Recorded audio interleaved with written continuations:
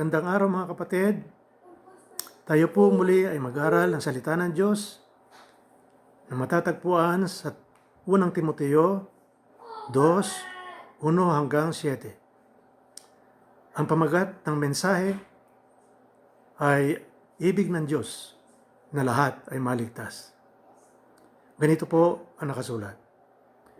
Una sa lahat, ipinapakiusap kong idulog ninyo sa Diyos ang inyong mga kahilingan, panalangin, pagsamo at pasasalamat para sa lahat ng tao.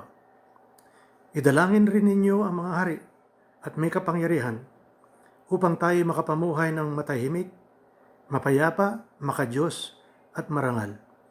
Ito ang mabuti at nakalulugod sa Diyos na ating tagapagligtas. Ibig niya ang lahat ng tao ay maligtas at makaalam ng katotohanan. Sapagkat iisa ang Diyos at iisang tagapamagitan sa Diyos at sa mga tao, ang taong si Kristo Jesus.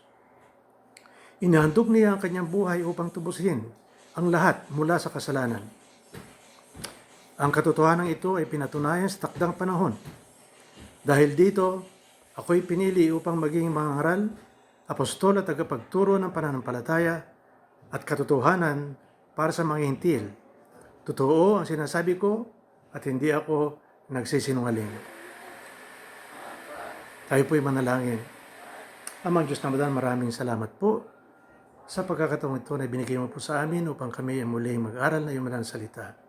Nawa Panginoon ay gabayan mo po kami, turuan mo po kami upang maunawaan namin ang mga salita mo para sa araw na ito. Sa pangalan ni Jesus. Amen. Ang pangunahing pakiusap ni Apostol Pablo sa mga Kristiyano sa Efeso ay dalangin ang lahat ng tao, pati na mga hari at may makapangyarihan. Ang dahilan ay ibig ng Diyos na lahat ng tao ay makapamuhay ng matahimik, mapayapa, makadiyos at marangal, maligtas at makaalam ng katotohanan, ayon sa verses 2 and 4. Ang katotohanan ito na pinatunayan sa takdang panahon ay iisa ang Diyos at iisa ang tagapamagitan sa Diyos at sa mga tao, ang taong si Kristo Jesus. Inihandog niya ang kanyang buhay upang tubusin ang lahat mula sa kasalanan. Si Pablo ang pinili upang maging mangangaral, apostol at tagapagturo ng pananampalataya at katotohanan para sa mga hentil, ayon sa verse 7. Ayon sa verse 4, ibig ng Diyos na ang lahat ng tao ay maligtas at makaalam ng katotohanan.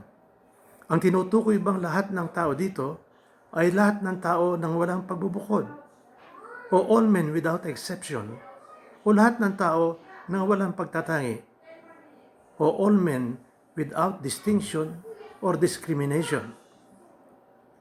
Gayon din sa talatang 6, inihandog ba ni Kristo ang kanyang buhay upang tubusin mula sa kasalanan ang lahat ng tao nang walang pagbubukod o walang pagtatangi? Mahigpit na pinagtatalunan ang isyong ito. Ang ilan ay naniniwala na lahat ng tao ay maliligtas, masama o mabuti, makasalanan o hindi, sapagkat kung ang ibig sabihin ng lahat ng tao ay bawat tao nang walang pagbubukod or without exception, walang tao na mapapahamak sa impyerno, lahat maliligtas sapagkat lahat ay tinubos ng dugo ni Kristo mula sa kasalanan. Ito daw ang nais ng kalooban ng Diyos na tiyak na kanyang tutuparin. Verses 4-6. Karamihan ng mga mananampalataya ay hindi ganito ang paniwala sapagkat malinaw ang turo ng Panginoon at banal na kasulatan na ang makasalanan ay hindi papasok sa kaharian ng langit. Marami ang nangangatwiran na nais ng Diyos na iligtas ang lahat ng tao nang walang pagbubukod, without exception. Ngunit hindi Diyos ang magpapasya at pumupili kung sino ang kanyang ililigtas, kundi ang sino mang tao na nais maligtas ay kailangan magpasyang sumampalataya at tanggapin si Jesus bilang Panginoon tagapagligtas sa sandaling mapakinggan niya ang Ebanghelyo. Ito ang paliwanag nila kung bakit hindi lahat ng tao ay maliligtas kahit ibig o kalooban ng Diyos na lahat ay maligtas.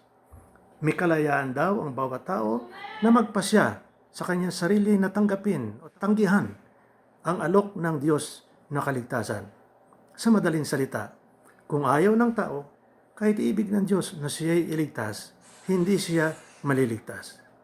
Hindi daw pipilitin ng Diyos ang tao.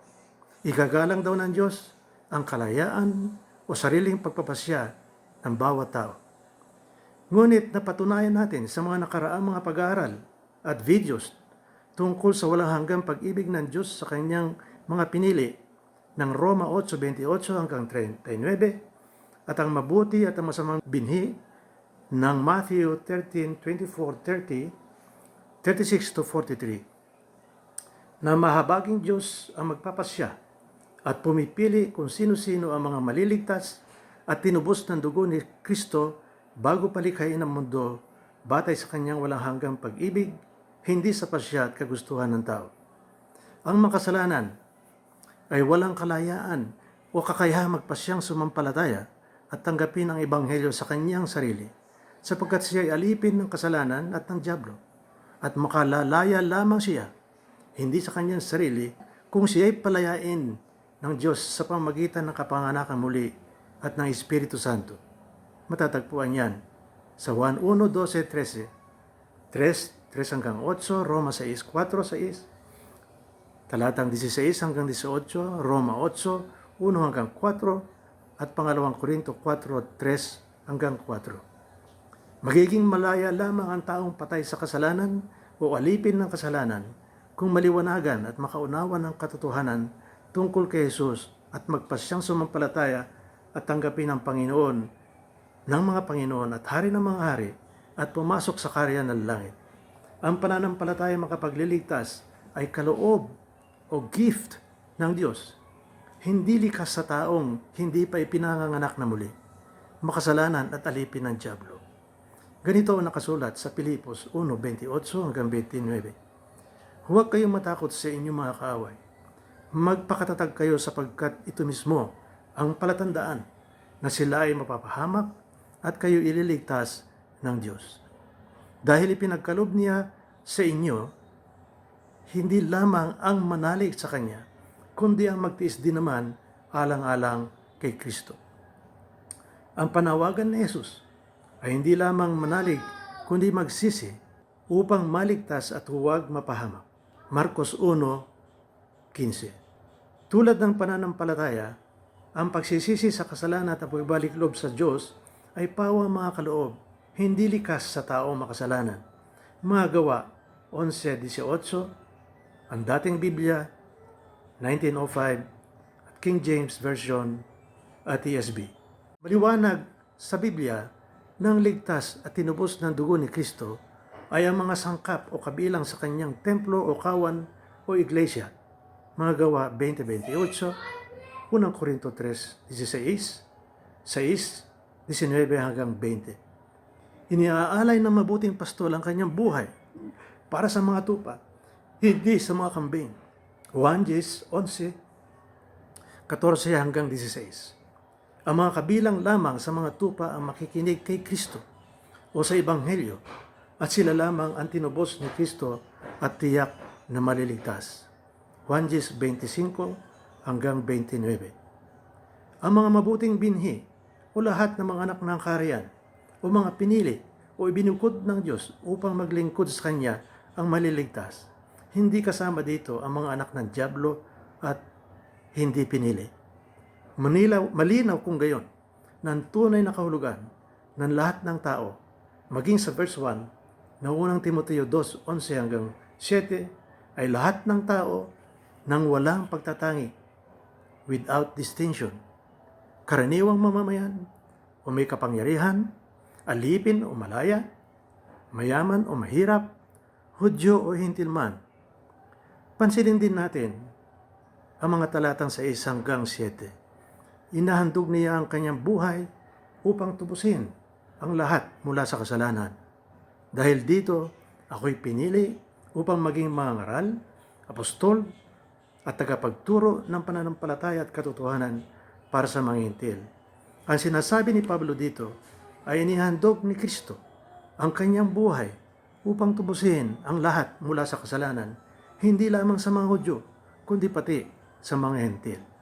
Kaya siya ang pinili ng Diyos na maging apostol para sa mga Hentil, sapagkat walang kinikilingang lahi ang Diyos.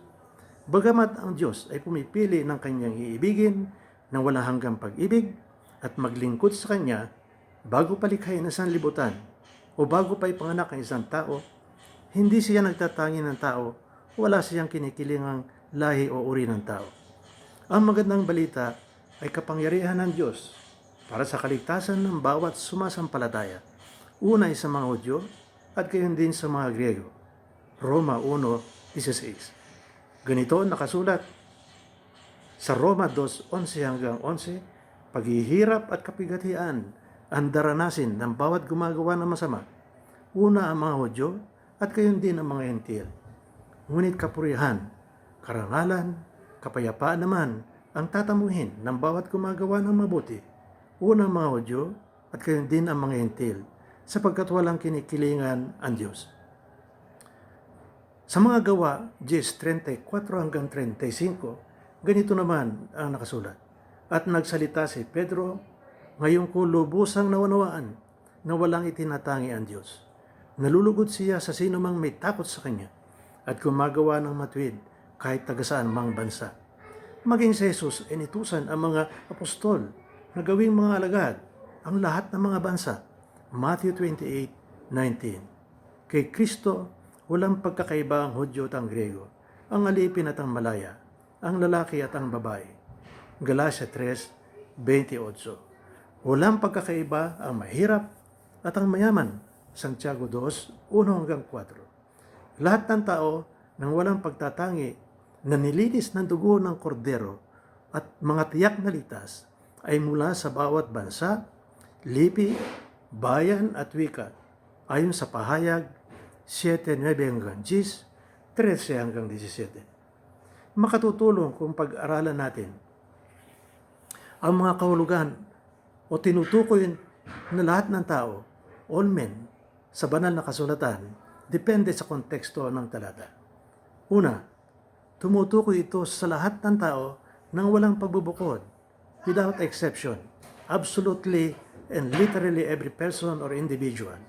Alam ng Diyos ang nasa isip at nasa puso ng lahat ng tao.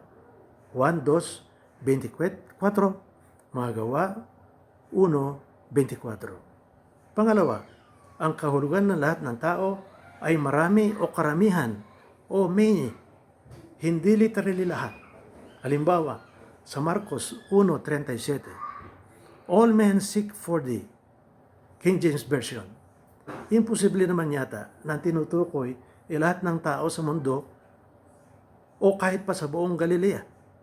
Sa Roma 5:18-19, ang salitang lahat o all men at marami o many ay magkasing kahulugan.